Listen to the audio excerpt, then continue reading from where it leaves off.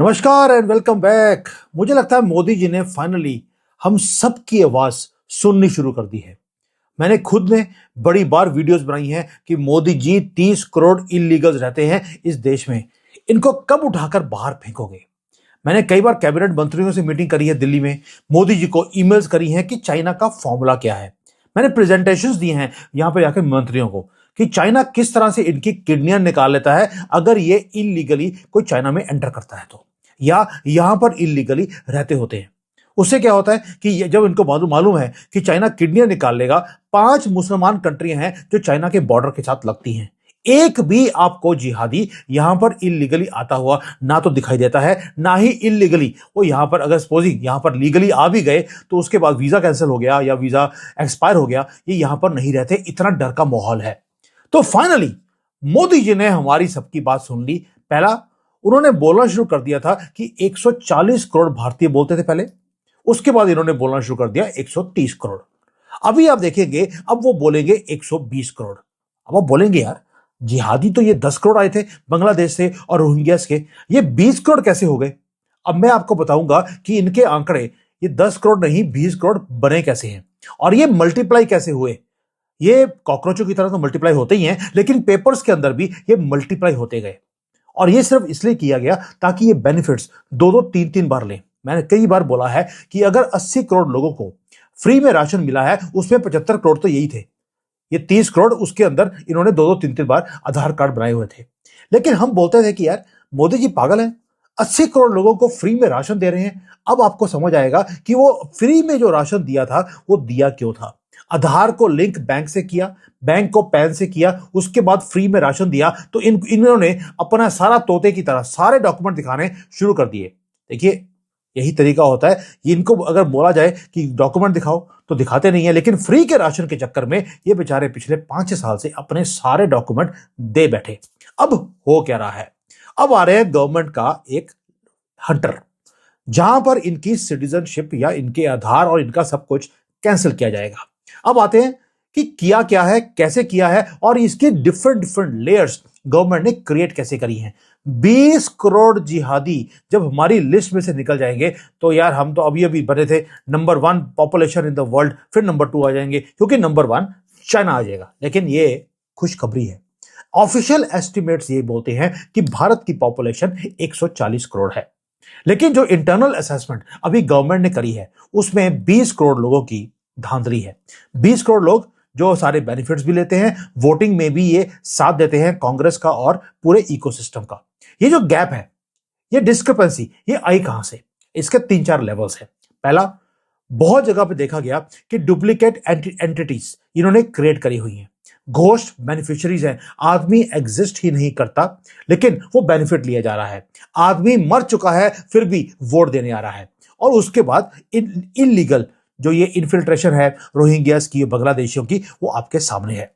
अब गवर्नमेंट ने बोल दिया अगर मैं इनका सबका काउंटिंग करनी शुरू करूंगा, ये काउंटिंग कभी पूरी हो ही नहीं सकती। क्यों ना इस टेक्निकल एल्गोरिदम को, जो गैप्स है, इसको खत्म कर दिया जाए। अब ये कोई इमोशनल पॉलिटिक्स नहीं है, पूरी की पूरी गवर्नमेंट की मशीनरी को लगा दिया गया। एक फ्रेमवर्क बनाया है पिछले 10 साल में। एक टेक्निकल ब्रेकग्राउंड मैं आपको बताऊंगा कि कैसे किया है। 4 स्टेजेस हैं जहां पर अब आपको घर घर जाकर इनकी वेरिफिकेशन करने की जरूरत नहीं है। ये बेचारे ऑलरेडी अपना सारा कुछ गवर्नमेंट के हाथों में दे चुके हैं और इनको पता भी लगा नहीं और इनका हलाला हो गया। अब कैसे हुआ, पहले गवर्नमेंट लेके आई, 4 स्टेजेस हैं। पहला स्टेज था, गवर्नमेंट ने बोला हम एसआईआर करेंगे। फिर इलेक्शन कमीशन ने बोला कि भाई हमें वो देखना है कि कौन यहां का नागरिक है, कौन सा नहीं है। ये था कि जो इलेक्टोरल जो प्रोसेस है इसको क्लीन अप, स्वच्छ भारत जो पॉलिटिक्स होती है उसको करने के लिए एसआईआर करवाना जरूरी था। यह था पहला फिल्टर। इसके अंदर जो डिस्ट्रिक्ट मैजिस्ट्रेट है उसको भी प्राइमरी डाटा नोड्स के लिए भेज दिया गया, पूरी पावर दे दिया गया। और मैंडेट ये था मैजिस्ट्रेट के पास कि आपको डीप वेरिफिकेशन करनी है। भाई, डीप वेरिफिकेशन का मतलब क्या है? इनको डॉक्यूमेंट्स को क्रॉस रेफर करना है जो एग्जिस्टिंग वोटर हैं और उनके साथ जो उनके खानदान में पिताजी कौन, दादाजी कौन और उनकी कितनी 10-15 बीवियां थी, वो सबके डाटा इनको देने पड़ेंगे। कट ऑफ डेट दे दिया कि 2002 2002 से पहले जितने डॉक्यूमेंट्स हैं, यानी कि कोई वोटर अगर एग्जिस्ट करता है 2002 के बाद, तो उसे सारे डॉक्यूमेंट देने पड़ेंगे कि 47 से लेकर अब तक दादाजी कहां रहते थे, पिताजी कहां थे, कहां काम करते थे, कहां गए थे, कहां आए थे और क्या क्या किया था। और अगर कहीं भी मैसिव ये डिस्क्रिपेंसी निकली कि भाई दिया कुछ और है, बताया था मोहम्मद है मेरे बाप का नाम, निकला अब्दुल, तो वही काम हो गया, एसआईआर के अंदर आपका नाम रिमूव कर दिया जाएगा। और एसआईआर से नाम रिमूव हुआ तो इसके ऊपर जो इनको प्रोटेक्शन था, वही हाथ कांग्रेस का, वो भी खत्म हो गया। वोटर कार्ड कैंसिल, और वोटर कार्ड इनवैलिड हुआ, मतलब कि सारे कुछ इनका ठप, क्योंकि इनकी जो जरूरत थी वो सिर्फ वोटिंग के लिए थी। इसके बाद गवर्नमेंट लेके आ गई दूसरा स्टेज, डेटा फ्यूजन। अब डेटा फ्यूजन क्या है? यहां पर जो एसआईआर है, एसआईआर वो फिजिकल वेरिफिकेशन है, अब आती है डिजिटल वेरिफिकेशन। उसके अंदर इंडिया में इन्होंने बोल दिया कि इंटेलिजेंस डाटा जो है वो हमारे पास है, लेकिन डिफरेंट डिफरेंट डिपार्टमेंट के पास डिफरेंट डाटा है।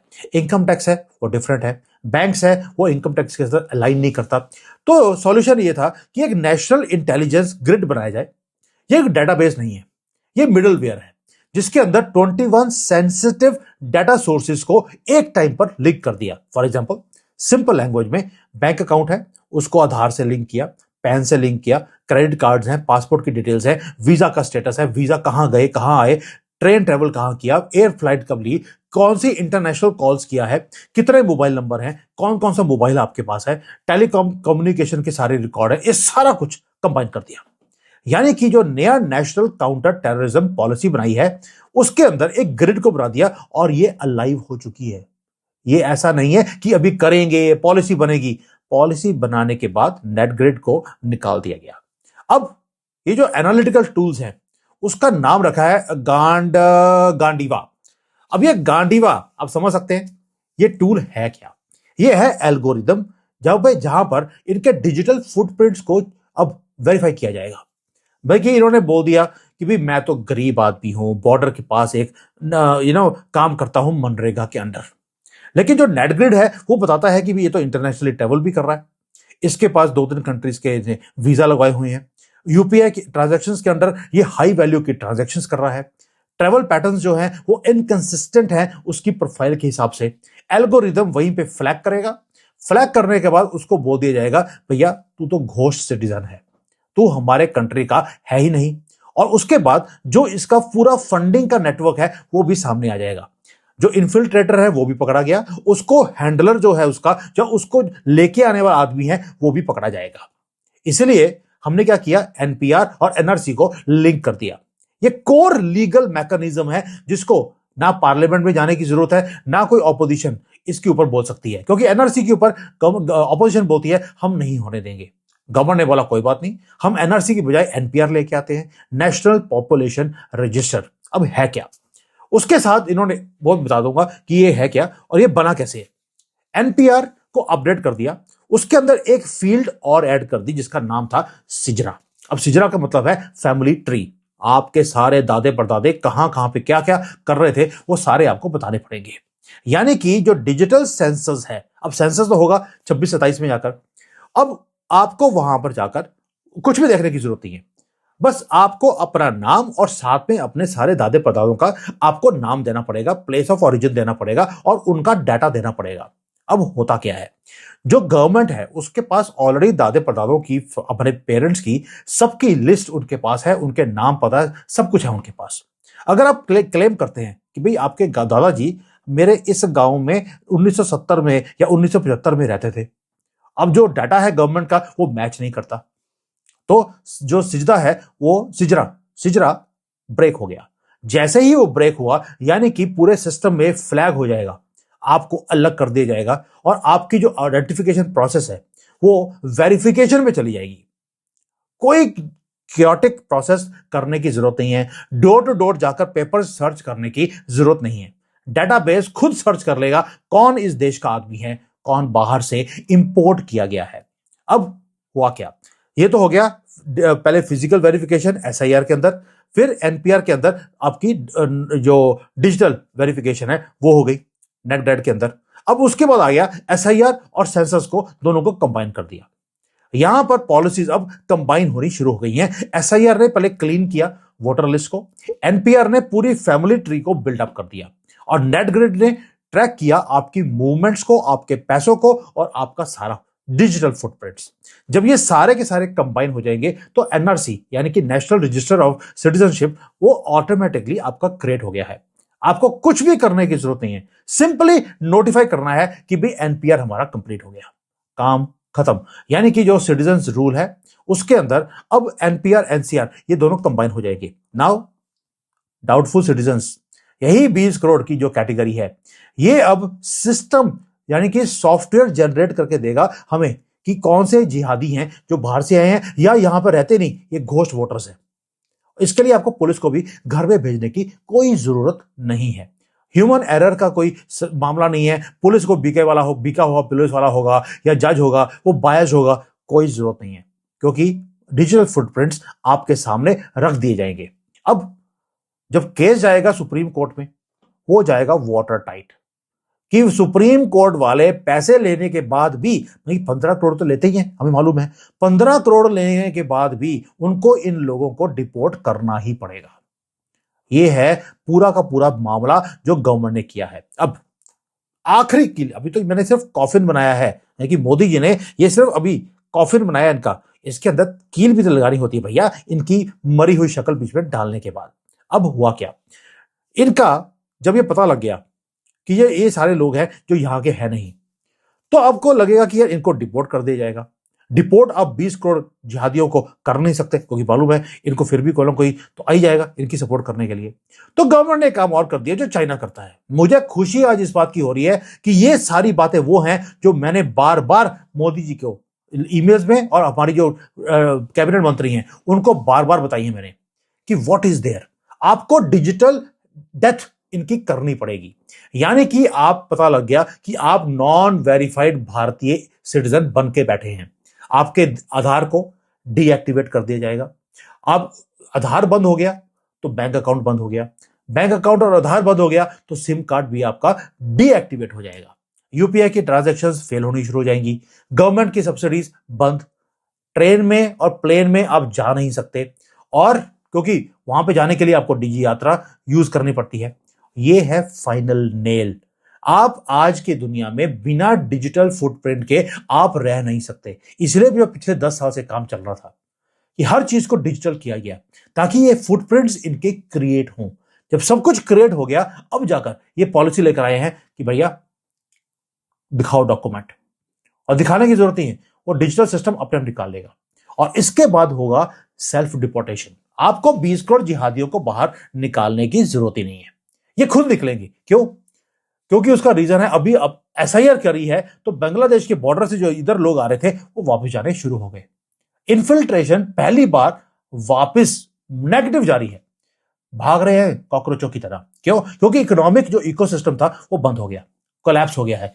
वोटर के लिए ये इनको पाला जाता था, कॉकरोचों को खत्म हो गया। राशन कार्ड फ्री में मिला हुआ था, राशन फ्री मिल रहा था, बंद हो गया। बैंक फ्रीज होने वाले हैं, इससे पहले कि फ्रीज हो जाए वो पहले ही भाग गए। दोस्तों, ये है जो गवर्नमेंट ने किया है, और लिब्रांडो सामने ना आए, ऐसा हो नहीं सकता। वो कहते जी ये तो वायलेशन है पर्सनल उसकी फ्रीडम की। भाई कॉकरोचों को बाहर निकाला जा रहा है तो पर्सनल फ्रीडम की बात क्या आ गई? तो गवर्नमेंट ने भी मास्टर स्ट्रोक कर दिया। उन्होंने बोल दिया अंडर नेशनल सिक्योरिटी हमारे पास राइट है, हम कोई भी स्ट्रक्चर को क्रिएट कर सकते हैं। ये चले गए हाई कोर्ट और सुप्रीम कोर्ट में। जो चीफ जस्टिस है और कोर्ट्स हैं उन्होंने बोल दिया कि नेशनल सिक्योरिटी के मामले में जो आपकी इंडिविजुअल प्राइवेसी है उसको हम ओवरराइड नहीं कर सकते। नेशनल सिक्योरिटी प्रथम है, उसके बाद किसी और के। और अब तो ये भी बोल दिया कि अगर आधार है आपके पास या आपके पास ये जो वोटर कार्ड होता है, अगर ये है और आप इलीगली यहां पर आए हैं, कपिल सिब्बल वही दल्ला वो गया था वहां पे सुप्रीम कोर्ट में कि सर इनके पास तो वोटर कार्ड है, इनको वोटिंग करने का राइट होना चाहिए। तो जो चीफ जस्टिस है उन्होंने बोला कि क्या अगर इलीगली कोई बांग्लादेश से आया है, उसने यहां पर आकर वोटर कार्ड बना लिया, क्या उसे वोटिंग करने का राइट होना चाहिए? इस दल्ले के पास, कपिल सिब्बल के पास एक भी वर्ड नहीं था बोलने के लिए। बेचारे के मुंह में मैंने पहली बार सीमेंट दही नहीं, सीमेंट भरा हुआ था, ही वॉज क्वाइट। ये जो पूरा का पूरा लीगल फ्रेमवर्क है, इतना टाइटली बनाया है गवर्नमेंट ने, 10-12 साल की मेहनत है। और उसके बाद टेक्निकल इंफ्रास्ट्रक्चर को बिल्डअप किया गया, डाटा कलेक्ट किया गया, फ्री में राशन बांटा गया, फेंके गए पैसे, ताकि इनके पास कोई भी दलील ना हो अपने आप को बचाने के लिए। यह कोई फ्यूचर प्लान नहीं है दोस्तों, ये ऑपरेशन एक्टिव हो चुका है। Operation Gandiva is not about politics, it is about relentless algorithm purification of Indian demographic map. और सिस्टम अलाइव है, फिल्टर जो है ये इनका छांटी करने का कि भारतीय कौन और इलीगल कौन, ये शुरू हो चुका है। और डाटा कभी झूठ नहीं बोलता, ये डाटा अब प्यूरिफाई करेगा। जो स्वच्छ भारत अभियान मोदी जी ने बोला था मैं करूंगा शुरू, कांग्रेस मुक्त भारत बनेगा स्वच्छ भारत के थ्रू। अब आपको पता लगेगा, जब 20 करोड़ तो उनके वोटर थे, 20 करोड़ मोदी जी ने बोल दिया बाहर निकाल दूंगा, वोटर कितने रह गए? एंडा। तो इसलिए आपको पता लगेगा कि ये जो पॉलिसी है गवर्नमेंट की, this is long long over due. ये मैं सोचता था, लेकिन आई वॉज रॉन्ग। आज मैं माफी मांगता हूं मोदी जी से कि जिस तरह से उन्होंने वाटर टाइट इस पॉलिसी को लेकर आए हैं, भाई मानना पड़ेगा, इतनी तैयारी करनी पड़ी है, फ्री में राशन बांटना पड़ा है, फेंकना पड़ा है इन लोगों के लिए, ताकि ये अपने डॉक्यूमेंट्स को सामने जमा करवाएं। अब इनको भागने की जगह नहीं मिलेगी, they will have to deport themselves. हमें डिपोर्ट भी करने की जरूरत नहीं है। मैं तो सोच रहा था कि इनको वन वे टिकट के पैसे देके इनको बाहर भेज दूं, वो भी पैसे मोदी जी ने बचा लिए। इसको बोलते हैं गुजराती दिमाग। थैंक यू, जय हिंद, वंदे मातरम।